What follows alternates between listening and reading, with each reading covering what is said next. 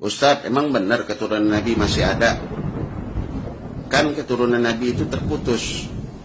Karena setiap anak itu bernisbatkan kepada ayahnya, bukan kepada ibunya. Sedangkan anak-anak Nabi Muhammad itu yang laki-laki telah meninggal dunia, tinggal yang perempuan seperti Sayyidatul Fatimah, Sayyidati Ummi Kulsum, Sayyidati Ruqayyah. Lalu bagaimana bisa dikatakan keturunan Nabi dia tidak terputus? Bukan hanya sekarang kalimat itu datang. Bukan hanya sekarang kalimat itu diungkapkan. Dulu zaman Nabi Muhammad SAW ada seseorang yang bernama As bin Wa'il. Dan juga ada seseorang yang bernama Walid bin Mughirah. Kalau kita tidak percaya, buka tafsir tentang ayat Inna syani'aka huwal abtar. Jadi zaman dahulu itu ketika Nabi Muhammad mempunyai anak tiga, Abdullah, Qasim dan Ibrahim, semuanya meninggal dunia, maka Nabi Muhammad dibuli habis-habisan. Nabi Muhammad diledek habis-habisan. Inna Muhammad abtar, sesungguhnya Muhammad itu terputus keturunannya, nggak punya penerus daripada perjuangannya. Nabi diam, Nabi tidak menjawab. Sebab setiap jawaban Nabi tergantung wahyu yang Allah berikan. Ternyata apa? Allah menurunkan satu ayat, Inna syani'aka huwal abtar. Ya Muhammad, sabar. Sesungguhnya orang-orang yang membenci engkau, merekalah orang-orang yang terputus. Jadi di dalam ayat tersebut ada kalimat syani'aka. Kalimat syani'aka ini dari kata syana'an. Makna syana'an ini kebencian. Kebencian yang ditaruh bukan pada tempatnya, yang berasal dari iri, dengki. Di zaman dahulu itu sudah ada. Makanya abtar ini kebencian yang tidak mendasar, kebencian yang tidak ditempatkan pada tempatnya, kebencian yang lahir dari sifat iri dan dengki terhadap seseorang. Nah, mereka iri kepada Nabi, mereka dengki kepada Nabi, sehingga mengatakan keturunan Nabi terputus. Barulah Nabi Muhammad SAW mengatakan di dalam satu hadisnya yang diriwayatkan oleh Sayyidina Umar bin Al-Khattab. Hadis ini diriwayatkan oleh Imam Tabrani. An Umar bin Al-Khattab radhiyallahu ta'ala anhu, sami'tu Rasulullah sallallahu alaihi wasallam yaqul, kullu bani unsa fa inna asabatahum li abihim ma khala walada Fatimah fa inna ana asabatahum wa ana abuhum. Bahkan di riwayat lain, redaksi lain dikatakan fa inna ana asabatahum wa ana abuhum wa ana waliyuhum, bahwa sesungguhnya setiap anak-anak yang lahir daripada rahim ibunya yang perempuan itu, mereka dinisbatkan kepada ayah mereka.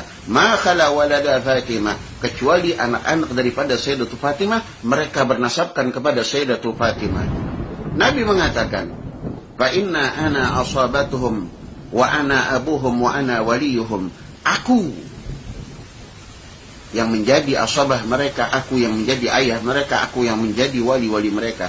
Ini saya dengar dari kecil, dari guru saya Sayyidul Walid Al-Habib Al-Barkah Bahrul Fahamah, Sayyidul Walid Al-Habib Abdurrahman bin Ahmad bin Abdul Qadir As-Segaf. Jadi gak bisa saya diracuni dan kami-kami diracuni dengan kebencian kepada habaib. Jadi zaman Nabi udah ada tuh namanya As bin Wa'il, udah ada namanya Walid bin Mughirah. Nah, mereka diputuskan nasabnya. Maksudnya apa? Nggak punya anak, mereka punya anak.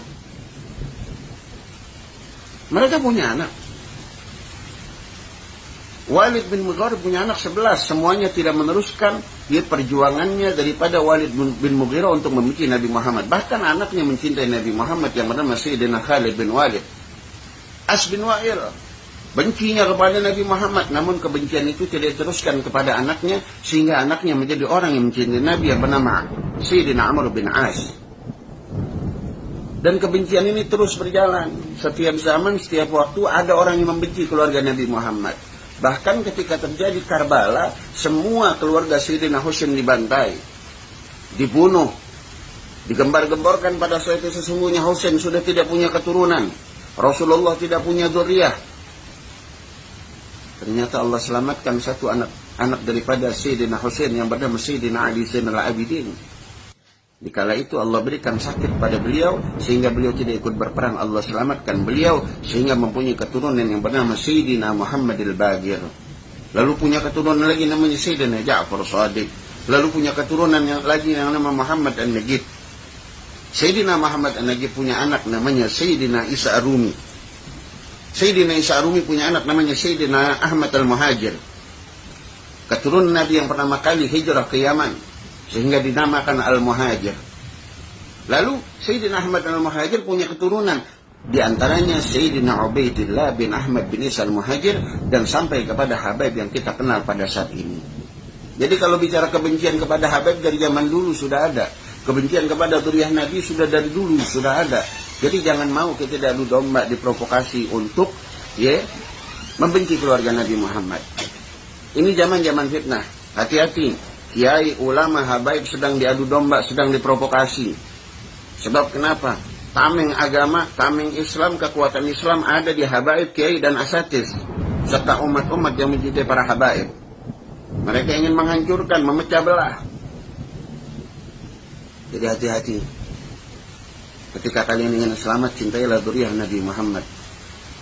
Sebab saya pernah mendengar perkataan guru saya, daripada hadis Nabi Muhammad sallallahu alaihi wasallam, "Man mata ala bughdi ali Muhammadin mata yahudiyan aw nasraniyan." Siapa orang yang ketika mati masih menyimpan kebencian kepada zuriyahnya Nabi Muhammad, keluarganya Nabi Muhammad, maka ingat dia akan mati dalam keadaan Yahudi dan Nasrani. Naudzubillah min dzalik.